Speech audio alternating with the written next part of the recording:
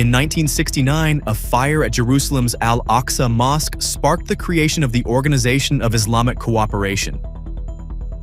More than 5 decades later, another crisis tied to Israel has reshaped the region again. This time producing a defense pact between 3 unlikely partners: Turkey, Saudi Arabia, and Pakistan. It started with Gaza. Israel's military campaign, which has killed tens of thousands of Palestinians, ignited public fury across the Muslim world.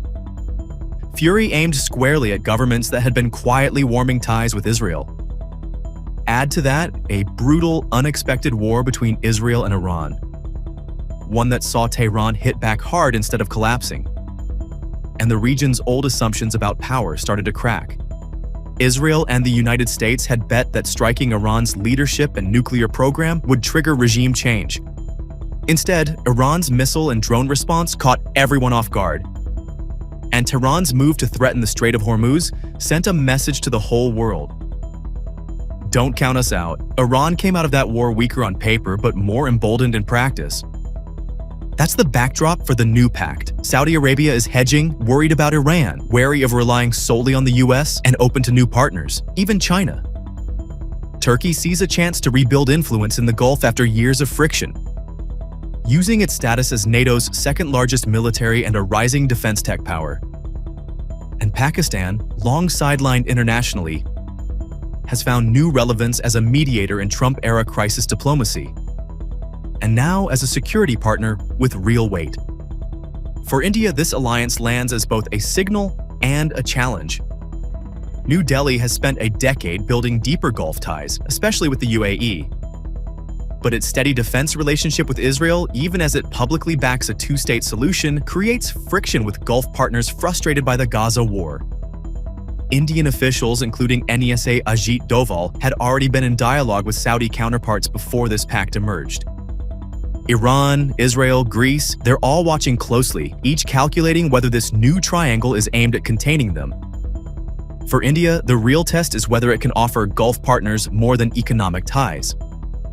Real strategic depth without compromising its own balancing act between Russia, the US, and Europe. One conflict, 3 new allies, a region redrawing its own map of trust, and New Delhi watching from just outside the frame.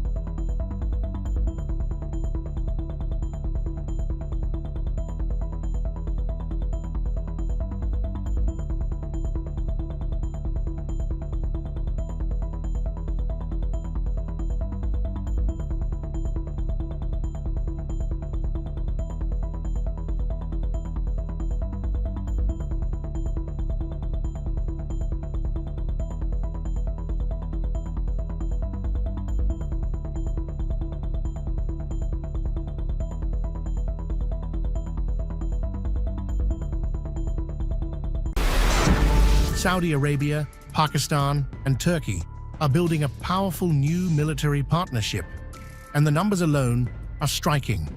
Together, the 3 countries bring nearly 1.4 million active troops, more than 3,400 military aircraft, over 6,000 tanks, and hundreds of naval assets. Their new Mecca joint defense agreement even says an attack on one will be treated as an attack on all. But calling it an Islamic NATO may be getting ahead of reality. The agreement goes beyond a political declaration. Saudi Arabia, Pakistan, and Turkey plan to establish a joint mechanism bringing together defense and foreign ministers, along with military chiefs.